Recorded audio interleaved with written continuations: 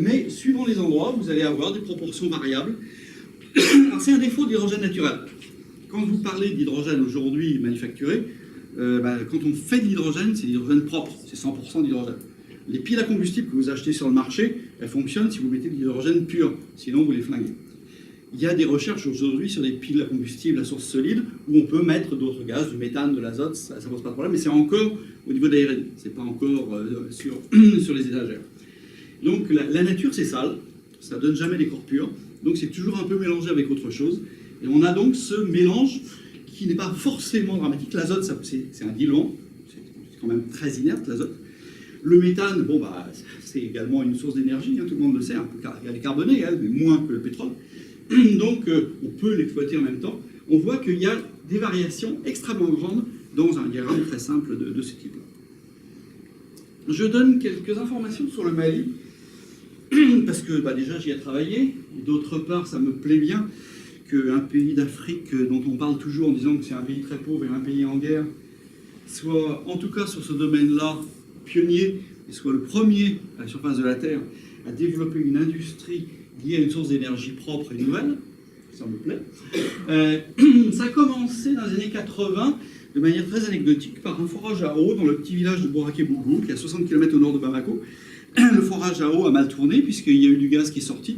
Il y avait un foreur qui était en train de fumer pendant le forage, il s'est fait un petit peu cramer.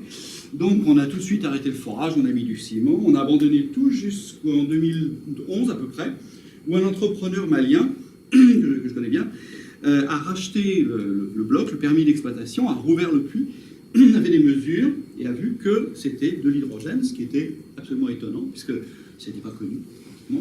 Un puits où on trouve de l'hydrogène, pratiquement on n'a jamais vu ça. Donc il a commencé à s'y intéresser. Depuis, il a travaillé. Il y a 18 nouveaux forages qui viennent d'être faits sur la zone de Bouraké-Bougou. Vous avez une carte de coupe géologique qui vous montre que vous avez un certain nombre de réservoirs qui sont chargés en hydrogène, qui sont séparés par ce qu'on appelle des dolérites. Ce sont des roches volcaniques, des roches magmatiques, qui sont assez étanches et qui font office de couverture, même si elles ne sont pas parfaites. Ça bloque un petit peu le flux d'hydrogène qui s'en va par là. Aujourd'hui, il y a une production d'hydrogène qui est très très marginale, c'est une production pilote qui sert simplement à alimenter le village en électricité.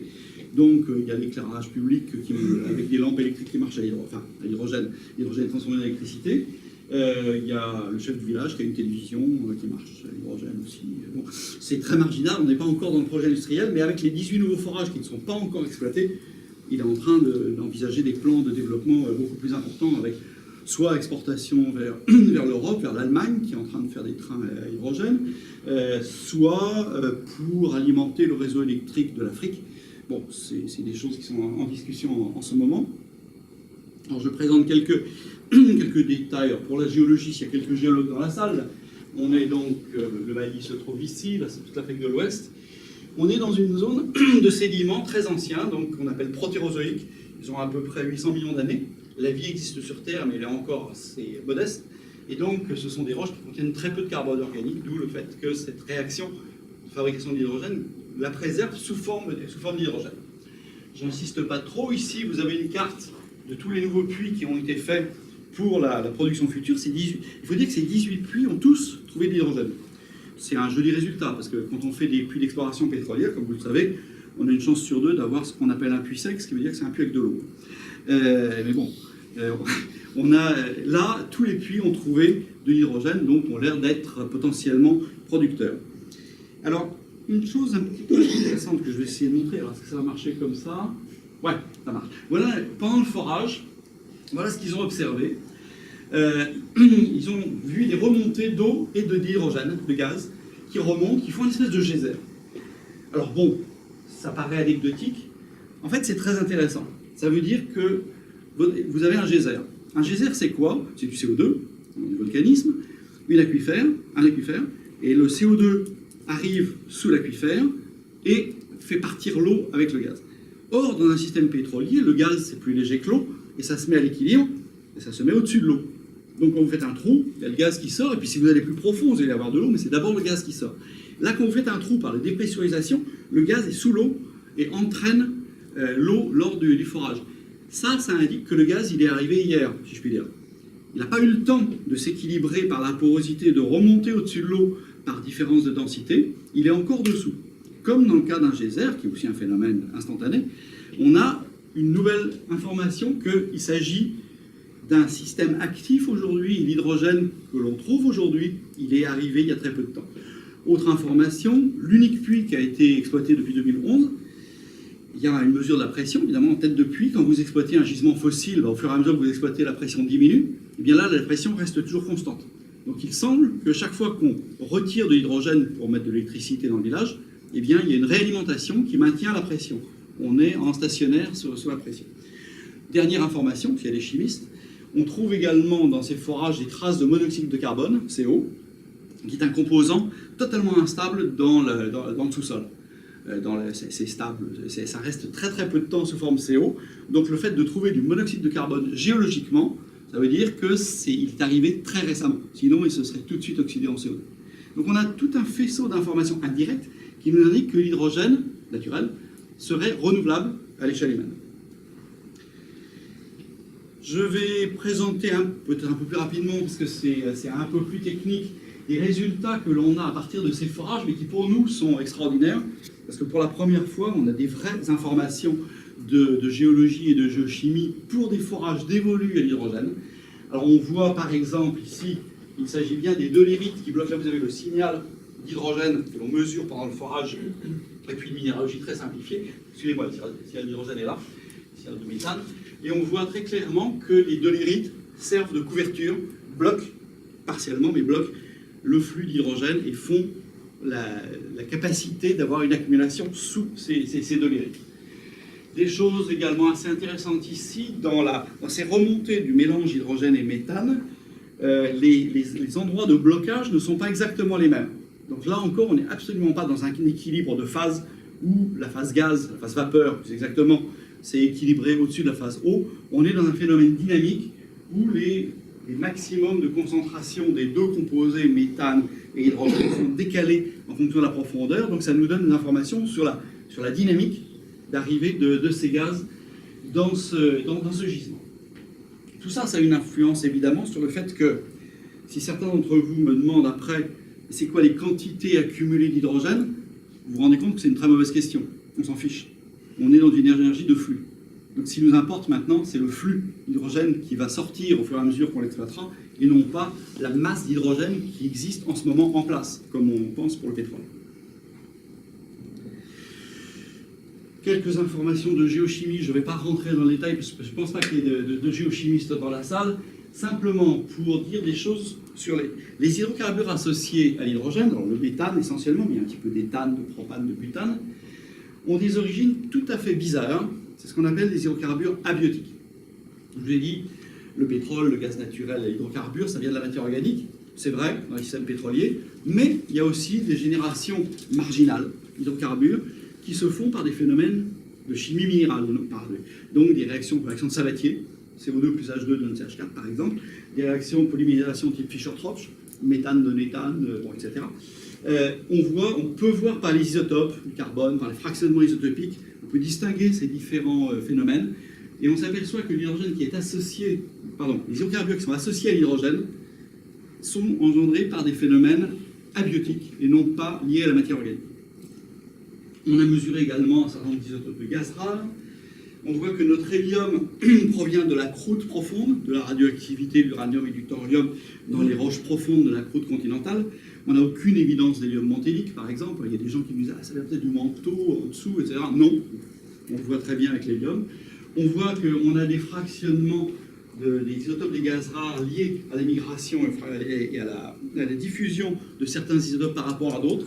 Donc on a toute une kyrielle d'informations qu'on commence à obtenir grâce à des forages. Jusque-là, on était tributaire de nos analyses de surface, de nos flux de surface, qui sont très dilués dans l'air, etc. Là, on arrive à avoir des informations plus profondes sur ce qui se passe. Alors, où doit-on aller? Je dirais aujourd'hui, il y a deux grands types de travail à faire. Je présente ça de manière un petit peu imagée en disant on peut avoir envie d'imiter Einstein ou d'imiter Rockefeller. Soit on essaie de comprendre, soit on essaie d'exploiter. Je ne dis pas que c'est incompatible, il faut même travailler ensemble. Mais les questions ne sont pas les mêmes. Le pétrole, on l'a commencé à l'exploiter en 1850, et il a fallu attendre 1930 pour avoir une vague idée de son origine. Jusque-là, on s'est planté dans les grandes largeurs, et pas n'importe qui. Hein. Mendeleïev, Berthelot, ils ont travaillé sur l'origine du pétrole, ils ont dit que des conneries. Il a fallu attendre 1930 pour savoir que ça venait de la matière organique. Mais pendant 80 ans, on a produit du pétrole. Et c'est dans les années 50, seulement 1950, où on a compris ce qu'était un système pétrolier. Donc on peut tout à fait imaginer qu'on commence à exploiter l'hydrogène sans avoir bien compris sa genèse, et que le scientifique que je suis va vous raconter des trucs aussi idiots que Berthelot au XIXe siècle. C'est possible. Donc, on va quand même essayer de mieux comprendre. Et puis en même temps, il y a des gens qui se disent on va commencer à l'exploiter parce que ça fait quand même quelque chose d'intéressant. Et puis c'est moins cher que l'hydrogène fabriqué par les boîtes, il n'y a personne derrière liquide, par les boîtes qui fabriquent de l'hydrogène. Donc on va casser le marché, donc etc. etc. Donc, il y a vraiment deux types d'actions.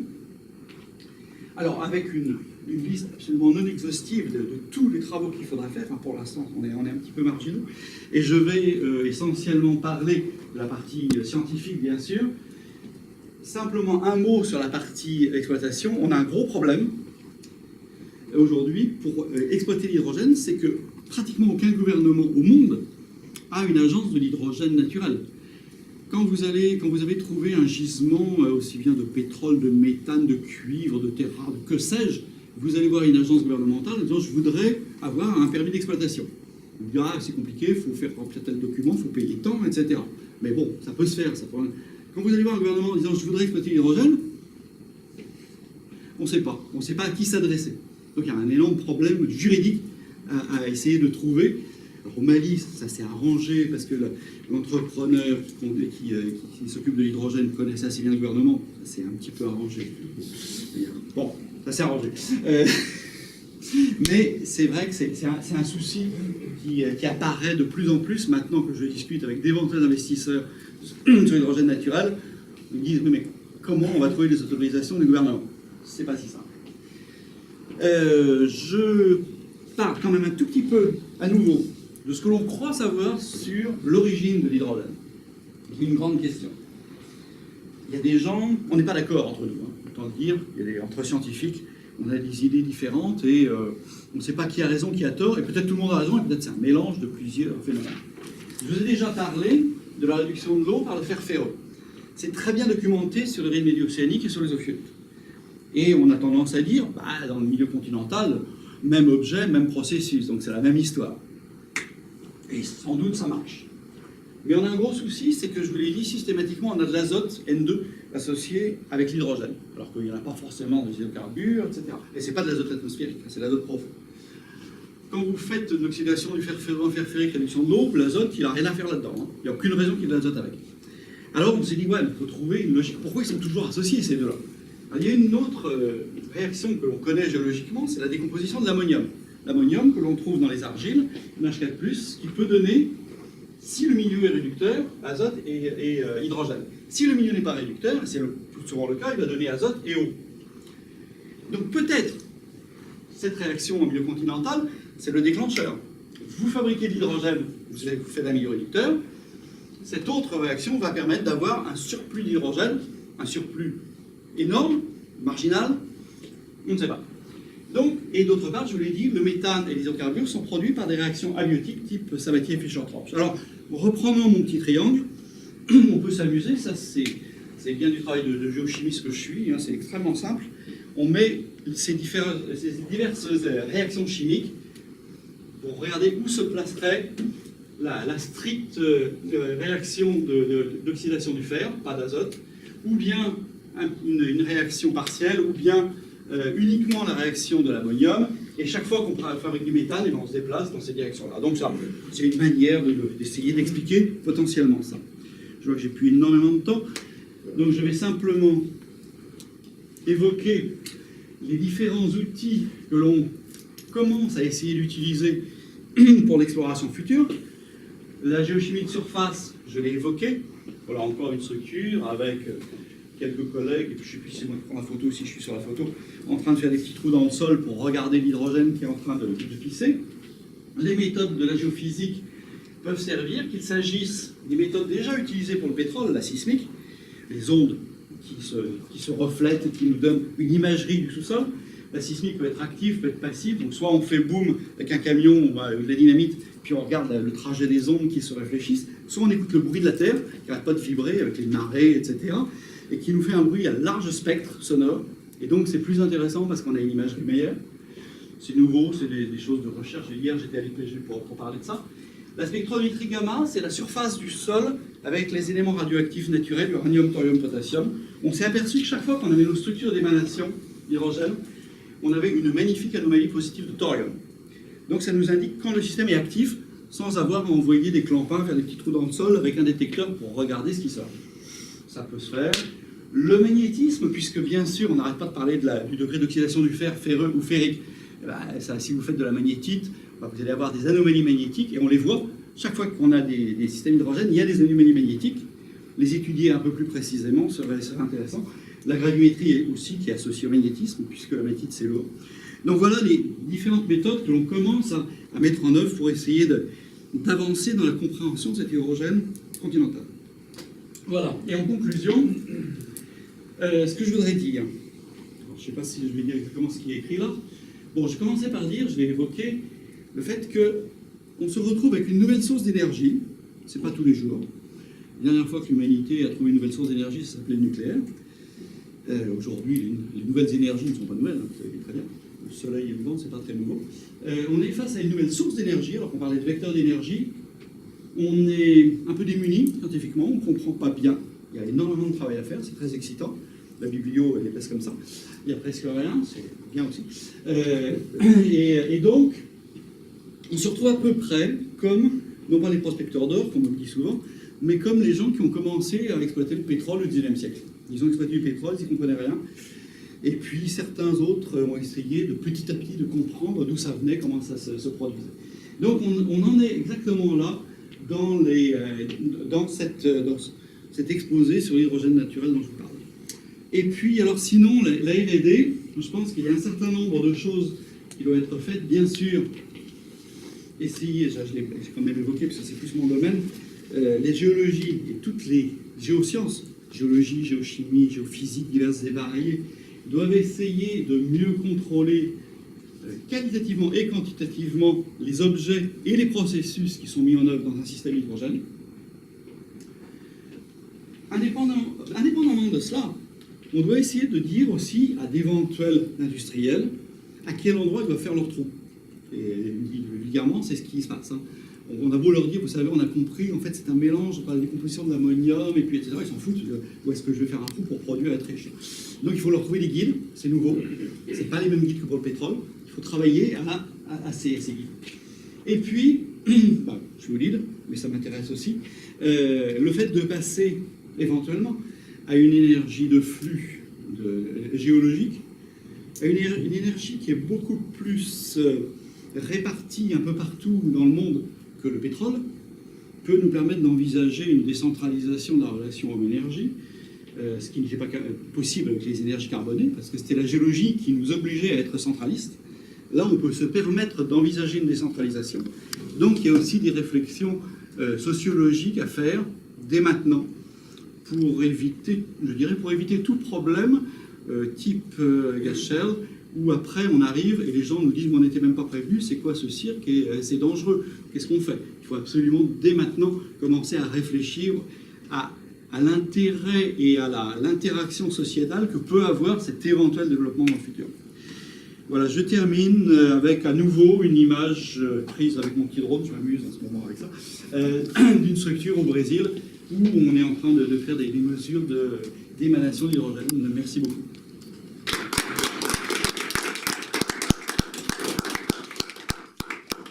Merci Alain. On a du temps pour des questions. C'est fait court. C'était 40 sur le... Oui, tout va bien. Tout va bien, tout va bien.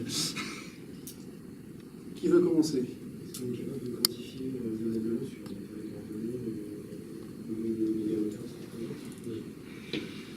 Alors... mégawatts, comme c'est des flux. Oui, c'est des flux. C'est des flux, hein. Voilà. En flux, alors, je ne peux pas faire... Je suis toujours perdu dans les unités d'énergie. J'ai dit que chaque structure, on va dire 10 000 m3 par jour. Un système hydrogène, il y a quoi 20-50 structures. Donc tu multiplies 10 000 par 50, ça te fait le nombre de mètres cubes, tu divises par 10, ça te fait des kilos, et après il faut la transcription kilowatt. Kilo d'hydrogène et kilowattheure, que j'ai pas en tête. Mais le calcul est fait avec un rendement d'électrolyse ou de pile à combustible, ou etc., en l'occurrence de pile à combustible, de 60%. Quoi. Bon. Donc oui, le calcul peut se faire sur le dos d'une enveloppe. Là, avec un changement d'unité, c'est toujours un petit peu l'horreur, j'ai peur de dire des bêtises, en parlant dans d'autres unités que celles que j'utilise habituellement. Mais le calcul, il existe. En termes énergétiques, on sait, un système hydrogène, ce que ça nous donne comme flux d'énergie qui passe au travers des roches. Et donc, si on arrive à le capter à un endroit où c'est ralenti et où donc ça s'accumule, voilà, après, on peut rajouter des coefficients de correctifs parce qu'il y en a qui vont passer à côté, on les ratera, donc, etc. Il y aura des rendements qui abaisseront, mais en tout cas, une valeur maximale, on peut la calculer.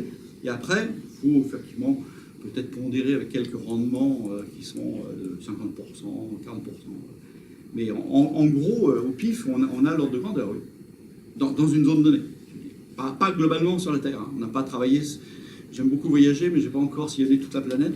Donc je ne peux pas dire, au niveau de l'humanité, ce que ça représente. Mais localement, là où on a travaillé, oui, on peut faire le calcul.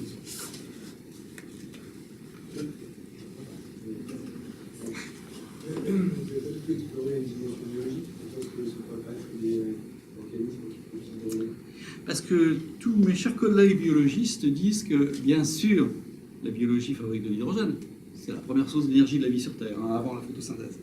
Mais que les sols sont des puits à hydrogène et non pas des émetteurs d'hydrogène. C'est-à-dire que la biologie fabrique de l'hydrogène qui sert à d'autres organismes qui le croûtent vachement rapidement, à tel point que non seulement l'hydrogène produit dans un sol est bouffé par la bactérie d'à côté, mais même les 0,5 ppm d'hydrogène qui est dans l'atmosphère sont aspirés par les sols tellement la biologie